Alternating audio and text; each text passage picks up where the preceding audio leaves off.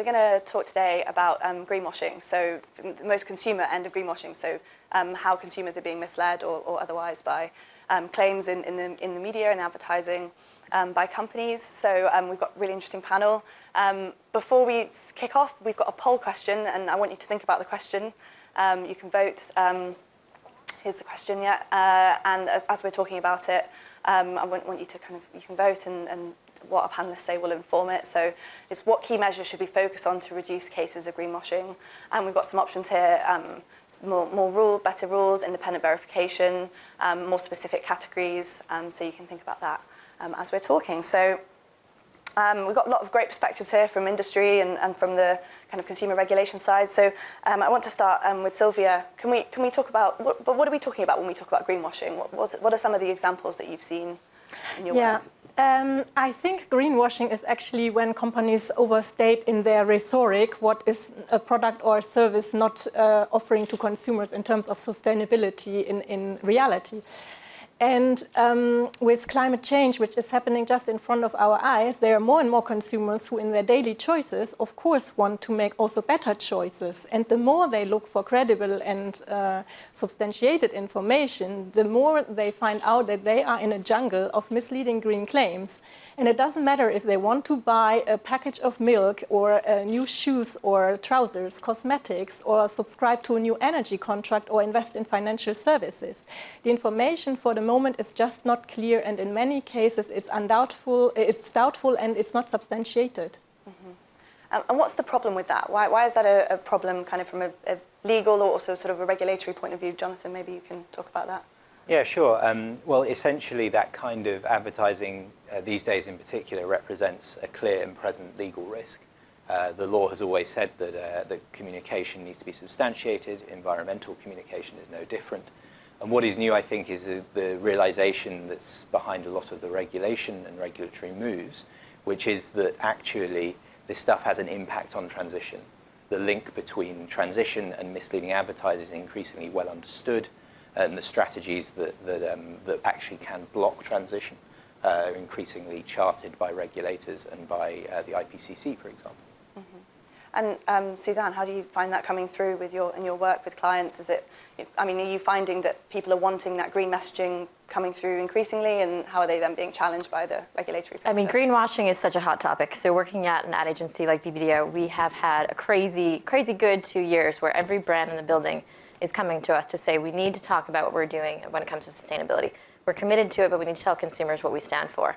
And we have had such a time trying to figure out and work with clients about how do we tell their story? What can they actually say? Do they have their house in order? How do we then think about how do we communicate with that, whether that's a headline or a claim, or if it's an external piece of comms like a TV commercial? How do we help them figure out how they can say it? And the reality is we've had to really upskill our entire industry to be able to understand how you actually talk about these things. I think it's one thing for us to be able to sell chocolate. It's another thing for us to understand really the complexity of something like a cocoa supply chain, to tell consumers about do you have ethically sourced chocolate, for example. And I think really we have a big job to do to continually upskill, work with partners like here on the stage and kind of say, what can we say, what can't we say? And if we're facing regulation, we need to support it and understand maybe there's different ways for us to tell our stories. And that's something really exciting in the branding space. The public sector has such a big role to play when they want to talk about what they're doing as a company to help with sustainability. Maybe there's other ways we can help them advertise and talk about them in new ways. Can you talk a bit more about that? Is sure, yes. Going beyond the kind of advertising picture into something a bit more sort of proactive? Or? Yes. So, last week was the Cannes Lion International Festival of Creativity. And I have to give a lot of credit to InBev, who came out with a lot of work on Corona beer. Corona beer has a lot of issues that they care about, one of them being kind of plastic pollution and ocean pollution. And they had, I think, over 25 entries of different kind of bold acts or big stunts they were doing to kind of help figure out how they can kind of help that core of the environment. And so instead of doing necessarily a TV commercial, they're saying, what are the things that we can do actually that have real world impact? One of the examples that is really hot right now is a Corona plastic fishing tournament, where they got basically, fishermen around the world to then go hunt for plastic. That's an interesting way to tell your story. And I think that's an interesting way to say, okay, maybe we can't do a TV commercial about it because of the legalities, but maybe we can actually do something even better, which is going out in the world to actually do something about the problem that we're committed to solving. That's really interesting. Yeah, so I mean, we actually have a chart. We can illustrate some of the demand that's coming through both from business and from consumers. This is the growth in the number of EU eco-labeled products. So you can really see like the industries wanting to communicate to consumers that their products have those credentials. Yeah, so that's really interesting. So in terms of the consumer, I mean, what are some of the ways that confusion is manifesting itself? Are we kind of seeing people kind of buying products that are not as green as they think they are? Is that one of the big concerns here? And what is the impact of that on net zero goals, for example? Yeah, I mean, first of all, I'm very happy to see that chart and that evolution, because the EU eco-label is one of the best ways on how you can communicate to consumers about the sustainability of products and services, like tourism, for example, because it's a label of environmental excellence. You look at the criteria over the whole life cycle, and you cannot just address one little item, which unfortunately many companies do. They focus on one aspect of the product, and this is really a holistic concept. And that's why it's also so important we act against misleading and unsubstantiated green claims, because in order to get the EU eco-label, you need to bring some evidence, and that's why it's credible for consumers. You can compare products across the board that have the eco-label, and you can just make better choices. It's also being revised over time, so it becomes more and more ambitious. And that's not the case for many of the claims we think that companies make that are not adhering to such third-party accredited schemes, where you also need to verify your evidence. And that's something where we think the European Commission should act and take more activities to make sure that we can clean up some of the misleading green claims. In the health sector, we have been doing that. You know, some years ago, there were suddenly messages like this margarine is good for your cholesterol and this yogurt is good for, I don't know. And once the companies had to bring evidence and it has independently been checked, a lot of the claims had to be taken off the market because they just could not be substantiated. And in the environment, we need to do something similar, and that's why we also want to just outright ban certain claims that you can probably never substantiate. Like if something is carbon neutral, I mean, a carbon neutral banana, does it exist? It's maybe too good to be true, I don't know. But every consumption has also an impact. Yeah. I was reading, there was a story that came out just this morning about Nestle changing its mind about some of the offsetting claims it was going to make, carbon neutrality claims, because they were reliant on offsets. And so is that a particularly big legal risk, the kind of the offsetting thing with the climate that we have now around some of the controversy around offsetting and how effective it is? Yeah, I'd say it is. I mean, there's a rash of challenges by regulators, by competitors, by consumer ombudsmen, and by NGOs against those sorts of claims that are in various jurisdictions around the world. And the point, of course, ultimately is it's a way of selling a dirty product that's green, which doesn't exist. And that's the heart of the kind of misleadingness of it. And I think that there is possibly even going to be stricter rules at the regulatory level on those precise claims, which would be, in our view, better than kind of relying on enforcement down the line to pick up the pieces. Yeah. I want to sort of get into the jurisdictional element of this a little bit as well, because there are lots of different regulators around the world acting in different ways. You know, is anyone in particular a leader, and how are they kind of acting, and how are others responding? Yeah, I think the one thing that's very interesting about this area, legally speaking, is that it is extremely common. It's uniform in the sense that the basic rule that environmental claims have to be backed up with environmental evidence, not by market practice, not by good feelings or ambition, but by actual objective evidence, which means usually environmental evidence, is found in multiple jurisdictions, as far as I've found anyway. And I think that that basic rule means that the sort of greenwashing regulatory landscape is going to be very similar. You'll have countries moving faster along the route of enforcing the law against it, and some moving slower. But what we've seen in particular in, for example, the UK, is that the advertising regulator there has really taken the UK's net zero targets as part of the necessary basis for its work. And it sees the environmental impacts of certain kinds of particularly high carbon advertising, and is therefore focusing on those. And I mean, you talked a bit about the European Commission and the way it's acting. I mean, is the regulation strong enough in this area? Does there need to be, I mean, not to preempt the answer to the poll question, but would a stronger penalty maybe kind of improve their ability to respond to false green claims or misleading green claims?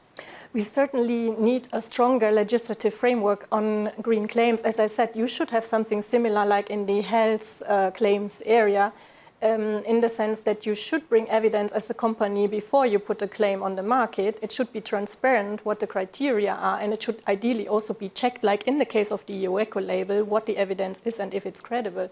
So there the EU is undertaking legislation which we very much welcome. But I wanted to make also another point. What is also very important is that we will have more enforcement at the national level, because unfair green claims are already today forbidden under the Unfair Commercial Practices Directive in the EU. It's just not always clear what that means.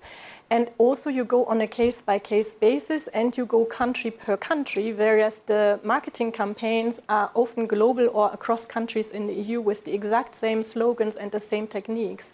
And we just need to become also more efficient and effective in those areas to be quicker, because the harm is then already being done. The claims are there, the consumers buy the products, and if they find out afterwards that something, or they have been misled, they are also losing confidence. And that is not what we need in the current situation. Ideally, consumers also in the future would not have the choice anymore between an unsustainable and a sustainable product. If we want to master that climate crisis, we need to make sure that this is becoming the norm, basically. And if I may, on the carbon offsetting, maybe also to say that one area where we are looking very closely besides food is for the moment also the aviation sector. So consumer groups in the EU have submitted a complaint to the European Commission and to the national consumer protection authorities to investigate that sector. Because consumers have been misled, they're also being asked to pay a certain amount on the ticket for offsetting, but it can be like a very low fee, you do not know in how far that actually helps the environment. And we think that there is some scrutiny urgently needed, and maybe consumers should even get their money back that they have been overspending. Yeah, that's really interesting. I always find it interesting that these airlines ask the consumer to pay that extra more. You know, it seems like an interesting decision-making process to say, oh, you know, you're paying £50 for your ticket, just add a little bit more, and you kind of think, well, shouldn't that be part of the product that I buy? Shouldn't it be a sustainable product already? It's an interesting one from a consumer perspective. And if I may jump in on that, actually, I think in terms of the sort of the landscape that Sylvia describes, with the need for enforcement to be scaled up and resourced, what we see is that really clear, specific rules at the sort of the start of the process are needed. For example, just clarifying that the effect of the law really is that highly polluting industries like fossil fuel industries simply are going to struggle to produce sustainability claims that comply with the environmental evidence, given that that's so damning. And I think that kind of clarity would be really useful, just to cut through and provide a little bit of a steer in this landscape. Yeah, and we've seen fossil fuel companies in the UK being hit by this misleading by omission idea that the ASA has been really pushing recently, which, as you say, is really making it difficult, I think they might argue. I mean, that's an interesting one for you, actually. You know, if you have a contract with somebody who does that type of work and they want to, you know, promote they're building solar panels or whatever, how do you then manage that? You know, how do you thread that needle, and is it even possible to do green advertising? It's a massive question, right? I think any client that we have, we want to help them be able to tell their story, but it starts with them having a story to tell. And if their story is dubious or not clear or ambiguous, you know, we're either going to make the decision not to work with them, or we think that we can play a clear role to help them. I think, you know, this discussion too is really interesting, because a lot of times there's so many regulatory bodies that we have to now follow in terms of what we can say. But generally, when we get back something on an ad, it's a lot of red tape of saying you can't say this because of it. But instead, no one's saying, but you can, and what if you thought about this? Or we need people to work with us to be able to tell the claims in different ways. We want to follow the rules, but we also want to give an opportunity for these brands that are sometimes doing really good things to be able to figure it out. You know, and I think, too, you had Paul Pullman on earlier from Unilever, and he talks a lot about courage. And there's something, too, where we're seeing this thing where, you know, 2 years ago, everyone was so excited to kind of scream from the rooftops about what they're doing about sustainability. And now people are so worried about greenwashing and now green hushing, which means they don't even want to say anything at all, that they now kind of push them stuff back. But it takes courage for these brands to say, listen, there's going to be regulatory bodies. We need to listen to them because they're doing the right thing. but let's think about how we can be creative in our solution, and also how we can make sure what we're doing is something that's translatable to customers. Because I think the other thing too, right, is we're so caught in this bubble of kind of this sustainability language, and we talk about it every day here, but the average consumer has no idea what we're talking about, and so there's a big education piece to help them understand if you have a claim, what that means, what should they be looking for. You know, I think right now when you look at, you know, packaging, to your point earlier, they have little things on the packaging that might say stuff, but the average consumer probably doesn't actually know what that means. So there's a big job to do to kind of, I think, help translate what big brands are doing, how they can tell that message to consumers, and then how we work with regulatory bodies to make sure we're doing it in the most ethical way possible. Mm-hmm. And the regional differences as well. I mean, presumably you have global clients. You know, to what extent is this a question that you have for clients who are coming out of China, for example? I mean, is greenwashing an issue? I actually don't know. Like, do you have that type of issue there, or is it a very US, Europe? I don't have the data in the back of my head, but I think generally in terms of the brands that we work on around the world, the majority of sustainability briefs we're getting are happening in Europe. So our UK office is inundated with them, and more so than getting briefs in the US or China. So, you know, Europe is definitely leading the charge. I think you probably is data to support that Chinese consumers, for example, don't necessarily either know enough about sustainability or think that's the top tier choice of why they're going to purchase something. So there's a long way to do, but it's exciting that Europe can kind of lead that charge and help those other countries as and when. Mm-hmm. And I mean, I want to unpack this idea of greenwashing a little bit as well. I mean, to what extent is that a big problem? You know, to what extent is that something that regulators should be really concerned about when they're regulating in this area? Should they be really aware of it, or is it just a sort of, you know, a cynic might say, oh well, they would say that, you know, it's just a way to protest against being cracked down upon. What's your view on that? Yeah, I think the concept of greenwashing really, and the question of whether actually regulators ought to not enforce the law is basically tantamount to saying there ought to be an exception in the law for sustainability claims, and that's simply not where the policy is going. It is going in the opposite direction. There's much more rigor being enforced in the claims. It's worth highlighting again that just the existing law has always required that claims need to be backed up by evidence. Mm-hmm. It's simply there's been a huge enforcement gap of that, which is understandable given the information asymmetry between the environmental evidence and regulators and all this. So I think just generally the kind of the reason those laws exist is to try and ensure truth in commerce, and I've not seen anyone seriously suggest that there ought to be an exemption to that for sustainability reasons. The second thing I'll just draw attention to is that it's important to have in mind the distinction between corporate reporting and public advertising. Right. So public advertising is public advertising. In the corporate reporting space, I wouldn't say that greenwashing is at all relevant, for the simple reason that we're moving as a broad shift from kind of a voluntary reporting model to a mandatory regulated reporting model. So it won't be a decision as to whether to disclose targets. Investors have been calling that for quite a long time, and so a lot of companies have, but it's going to be legally required to do it, and in quite a lot of detail in the EU, in the UK, the SEC is looking at similar rules.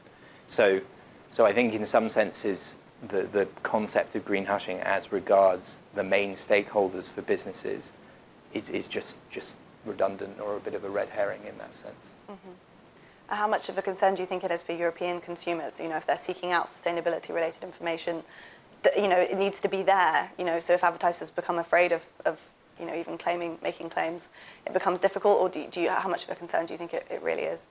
Well, first of all, I think any innovation that makes products more sustainable is very much welcome, irrespective of whether you communicate about them or not. That's the starting point. And every company that makes true efforts are making important contributions. I think for consumers, the better information is, as I said, if it's like credible and comparable and truthful. And then you also allow those companies who can actually show that their products live up to what the companies are communicating is true. You build confidence, and that's protecting also the ones that invest in that area. If we have unfair competition also between companies who just say they have green products, but they're not so green, then you are also not channeling the consumer investment in the companies that should be rewarded for their efforts. Mm-hmm. So I think that's also why companies should partly think in their campaigns, what tools do I use to communicate to consumers? And there sometimes it's more than only telling a story about the company, but maybe just saying, okay, I want to subscribe to the European Eco label, for example, and then it's something that has been certified and it's known to consumers.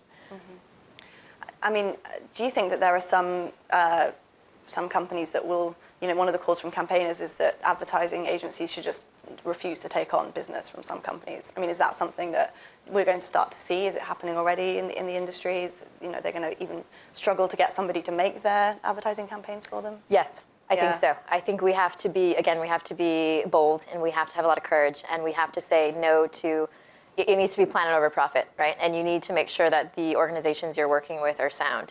Half of my brain does not feel bad, but you need to help those companies that aren't there yet. And so I think it is going to be tricky about how agencies work with those companies, because they do deserve to be helped and they need a lot of help. So who's going to help them?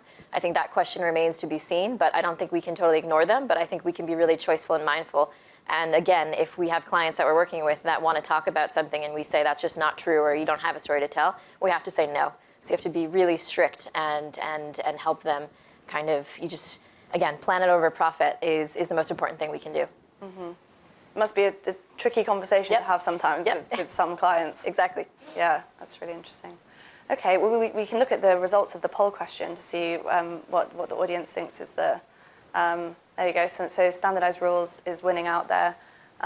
Stricter penalties, independent verification, and then specific definitions of sustainability. I mean, I suppose the two are sort of linked, right? It's more clarity, right? Is what that's suggesting. I mean, do you think it's quite similar to what you were saying, right? It's having the certainty before you even go out and do something that, about what you can and can't say. Yeah, that's really interesting. Okay, well, just to wrap up then, I suppose we can talk about the future now and what we might expect to see next. I mean, what's the next big thing? We've seen a whole range of ASA cases in the UK, for example. The FTC is updating its green guides. The European Commission is looking at this. What are some of the trends that we might expect to see over the next sort of 5 to 10 years that we haven't seen yet in this space? So I think, if you don't mind if I jump in first on that one, I guess I think it's really important to sort of step back a little bit and think about the role of information in transition, essentially, and to think about what role sort of public behavioural change plays in that, and it plays a big role, but not the only role. And look at other alternatives. There's a lot of expert bodies, for example, in the UK and elsewhere, have looked at past examples of successful and unsuccessful behavioural change that involves big change in consumption and demand and shifts. And it's looking at things like high-fat, salt and sugar foods. It's looking at things like pensions auto-enrollment, and in particular at tobacco.